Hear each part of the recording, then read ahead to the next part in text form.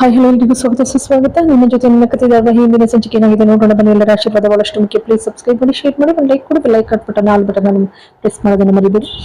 Satyanna ಅಜಿತ್ತು station ಅಲ್ಲಿ ಮಾತನಾಡ್ತಾರೆ ಒಬ್ರಿಗೊಬ್ರು.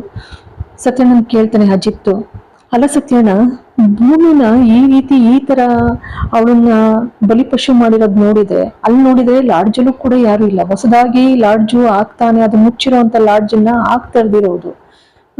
ಈ ಸದ್ಯಕ್ಕೆ ಅವಳು ಮನೆಯಿಂದ ಬರ್ಬೇಕಾದಂತ ಸಂದರ್ಭದಲ್ಲಿ ಮತ್ತೆ ಅವಳು ಕಜೆ ತಗೊಂಡು ಹೋಗ್ಬೇಕಾದ್ರೆ ಪ್ರತಿಯೊಂದು ಸನ್ನಿವೇಶಗಳನ್ನು ನೋಡ್ತಾ ಇದ್ರೆ ಕುತಂತ್ರ ಮಾಡಿರೋದೇ ಇದು. ಯಾರೋ ಇದಾರೆ ಇದ್ರ ಹಿಂದೆ. ಸತ್ಯಣ್ಣ ಕೇಳ್ತಾರೆ, ಯಾರಾಗಾದ್ರೆ? ಅಜಿತ್ ಹೇಳ್ತಾರೆ, ಇನ್ಯಾರು ಸತ್ಯಣ್ಣ? ಅಂಜನ. ಸತ್ಯಣ್ಣ ಹೇಳ್ತಾರೆ, ಅಂಜನ ಅಷ್ಟೊಂದು ಕೆಟ್ಟವಳೇನೋ, ಬಾ ಗೊತ್ತೇ ಆಗೋದಿಲ್ಲ ನೋಡು. ಅಜಿತ್ ಹೇಳ್ತಾನೆ, ಇನ್ನೇನ್ ಸತ್ಯಣ್ಣ, ನಾನು ಹೇಗಾದ್ರೂ ಮಾಡಿ ಪಡ್ಕೋಬೇಕು, ಭೂಮಿನಿ ಮನೆಯಿಂದ ಓಡಿಸ್ಬೇಕು ಅನ್ನೋಂಥ ದೃಷ್ಟಿಯಿಂದಾನೇ ಅವಳು ಇಷ್ಟೆಲ್ಲ ಕುತಂತ್ರಗಳನ್ನ ಮಾಡ್ತಾ ಇದ್ದಾಳೆ. ಸತ್ಯಣ್ಣ ಈಗ ತಕ್ಷಣ ಸತ್ಯಣ್ಣ ಹೇಳ್ತಾರೆ, ಅಲ್ಲ ಅಜಿತ, ಹಾಗಿದ್ರೆ ಹೋಗಿ ಅವಳನ್ನ ಅರೆಸ್ಟ್ ಮಾಡ್ಬಿಡು. ಅಜಿತ್ ಹೇಳ್ತಾನೆ, ಸತ್ಯನ ಅಷ್ಟು ಬೇಗನೆ ನಾವು ವರ್ತರಕ್ಕಾಗೋದಿಲ್ಲ. ಯಾಕೆಂದ್ರೆ ಇಲ್ಲಿ ದೇವ್ಯಾನಿ ಅತ್ತೆಗೆ ಏನಾದ್ರು ಈ ವಿಚಾರ ನನ್ನ ಮಗಳು ಈಗೆಲ್ಲ ಮಾಡಿದಾಳೆ ಅನ್ನೋದು ಗೊತ್ತಾದ್ರೆ ಆ ಕ್ಷಣದಲ್ಲೇ ಬ್ಯಾಗ್ ತೆಗೆದು ಎಸಿತಾರೆ, ಹೊರಡು ಈ ಮನೆಯಿಂದ ಅದನ್ನ ತಳ್ಳಿಬಿಡ್ತಾರೆ. ತಡ್ಕೊಳ್ಳೋದಿಲ್ಲ ಅವರು. ಅವ್ರ ಮುಖ ನೋಡ್ಬೇಕು, ಇಲ್ಲಿ ಕುತಂತ್ರ ಮಾಡ್ತಿರೋಳೆ ಆ ಪಾಪಿ, ಹೇ ಪಾಪ. ಹಾಗಾಗಿ ಸತ್ಯಣ್ಣ ಹೇಳ್ತಾರೆ, ಏನೇ ಅನ್ನೋ ಅಜಿತ, ಈ ಕರ್ಮಗಳ ಹಿಂದೆ ಪಾಪ ಭೂಮಿ 4 ಗೋಡೆ ಮಧ್ಯೆ ಎಷ್ಟು ನೋವನ್ನು ಉಂಟಾ ಇದ್ದಾಳೆ ಅನ್ನೋದು ನಮಗ್ ಗೊತ್ತು, ಆ ದೇವ್ರಿಗೆ ಗೊತ್ತು.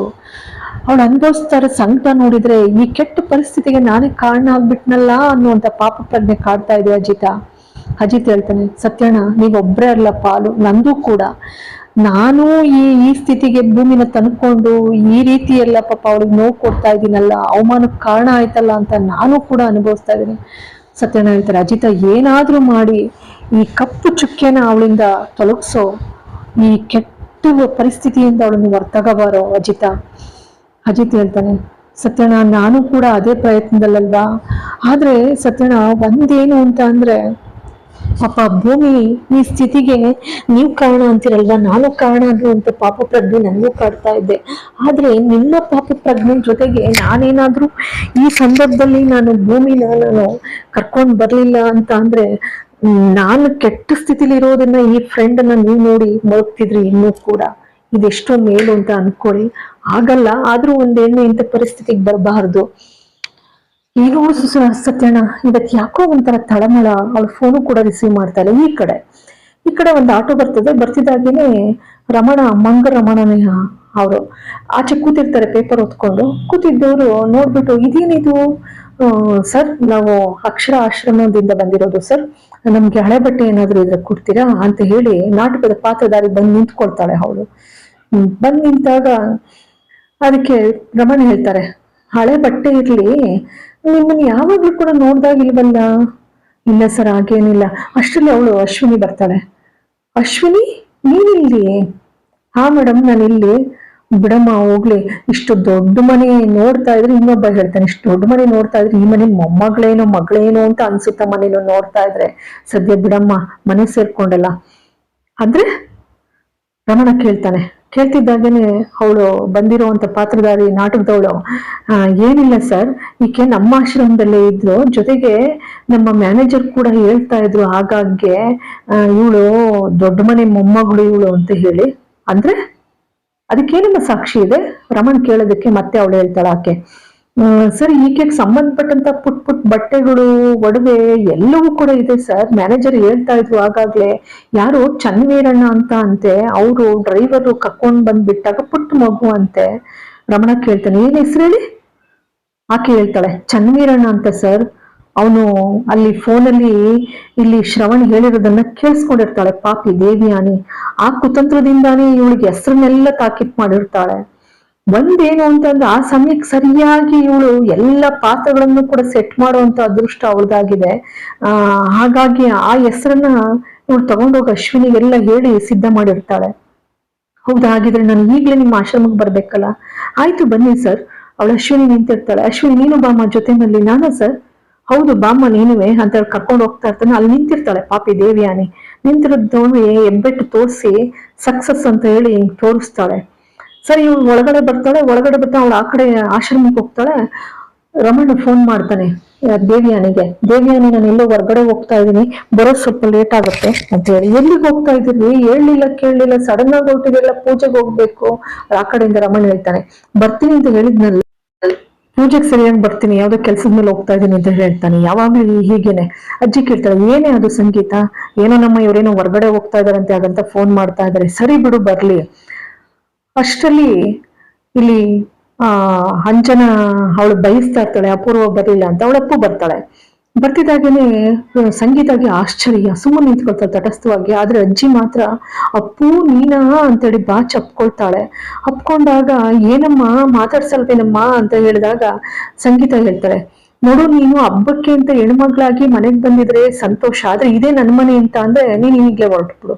ಅಜ್ಜಿ ಹೇಳ್ತಾಳೆ, ಏನೇ ಸಂಗೀತ ಇದು, ಹೆಣ್ಮಕ್ಳನ್ನ ಮನೆಗ್ ಕರೆಯೋರೆ ಕರೀತಾರೆ, ಬಂದ್ರಿ ಯಾಕೆ ಹಿಂಗ್ ಮಾತಾಡ್ತೀಯ? ಅಪ್ಪು ಹೇಳ್ತಾಳೆ, ಅಲ್ಲಮ್ಮ ನನ್ ಬಂದಿರೋದೇ ಇಷ್ಟ ಇಲ್ವಾ?